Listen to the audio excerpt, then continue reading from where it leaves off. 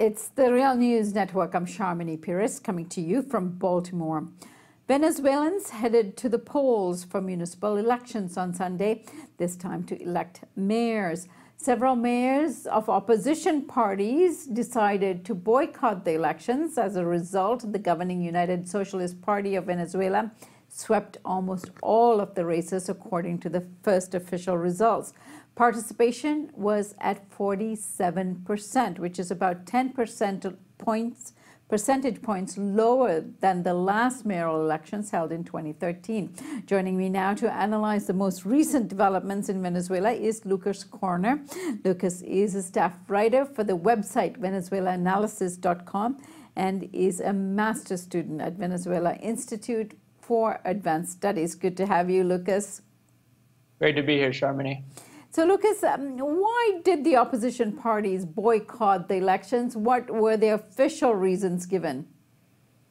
Well, the opposition decided to boycott the elections because they say that given that all mayors will have to swear in before the National Constituent Assembly, which they consider illegitimate, they refuse to participate. Though many analysts consider this, to be spurious, and actually the real reason being their fear of suffering, another, landslide defeat and, legitimating the government in that way following their defeat in October 15th regional elections. So I think we have to see this boycott as the latest kind of 180 turn that the Venezuelan opposition has made over this past year, beginning in April with violent anti-government protests that it carried out, until late July, alienating large sections of its supporters, then suddenly switching to deciding to participate in regional elections called by the National Constituent Assembly, the very body which they were protesting against, then, announcing that they're going to boycott these elections after they suffered defeat,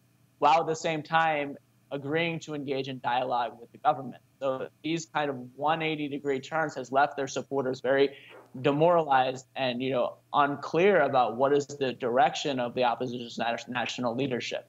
Now, Lucas, are these regularly scheduled elections that took place for the mayors, or was this extraordinary?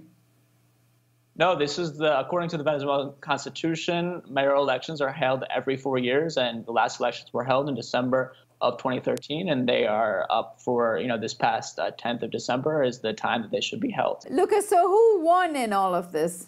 The United Socialist Party of Venezuela, the ruling party, took over something like 308 of the country's 335 municipalities, some 92% of the municipalities in the country. Clearly the winner. Though I think it's important to point out that, you do have some grassroots candidates. For example, Chema Romero in Paez, Apure state, who ran with the PSUV and is of, grassroots social movements. He won. But also in, for example, in Sucre state, in the Cajigal municipality, there you had a communal candidate who challenged the PSUV and candidate and won. And then there's certain other so really, the PSUV won the vast majority, though you do have some interesting local developments of, should we say, disputes and contests within Chavismo that, are, hopefully, showing, contradictions within the revolutionary process, but, possibilities for moving forward with building upon it.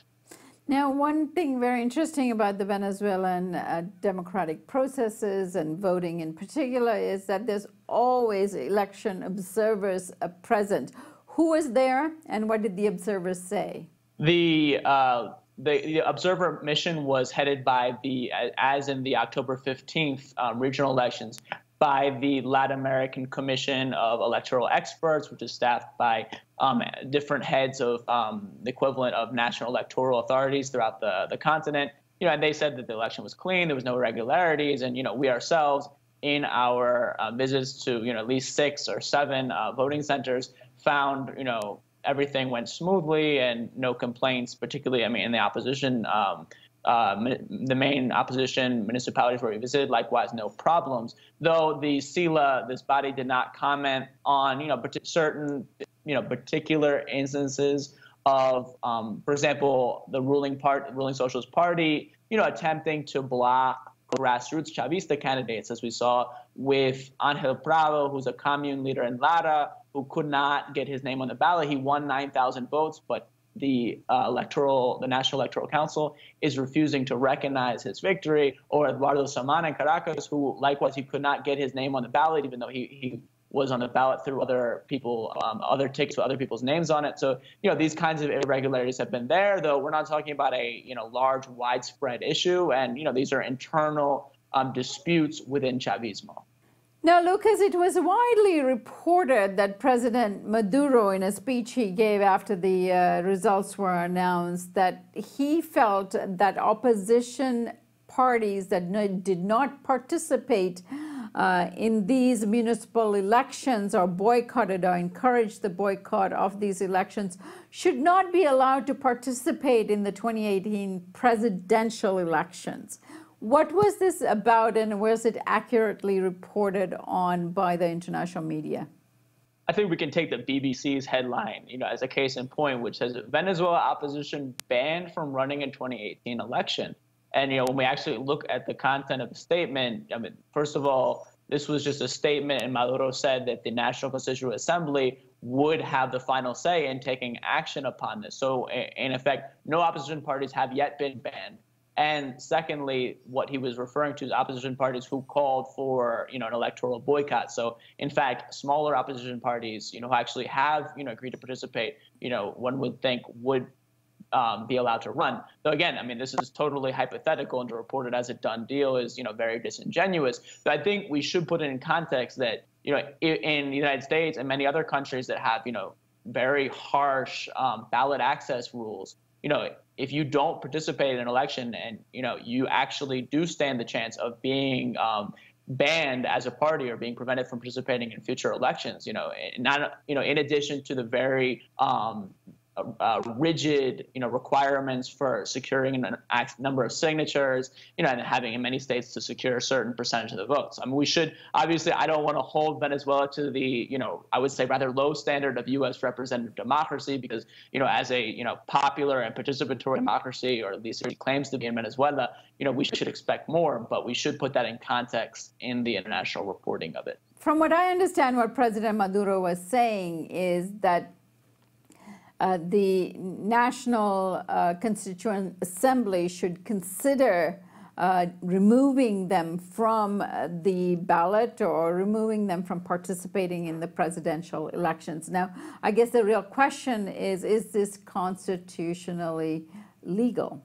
I think that if we look at the political party registration process that actually took place earlier this year, a number of political parties in Venezuela had to collect signatures if they did not gain at least 1% of the vote in the previous 2015 parliamentary elections. Of course, this is much less than, in many other countries. So there was and if they did not meet this, they did stand a chance of not being able to stand. So I think that this is a question that has to be decided by the National Constituent Assembly in conjunction with the CNE about, if they didn't got 0 votes in this election, are they going to be eligible to stand again? So it's an internal legal matter, and I don't profess to know the particular constitutional answer to it, but I think that's the general lines of it. So, Lucas, finally, this forms a very good foundation for the ruling party of Venezuela to move forward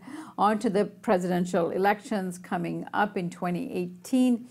So, however, we have a population that's suffering with huge, unprecedented inflation rates in Venezuela and an economic crisis that President Maduro faces going into the 2018 elections.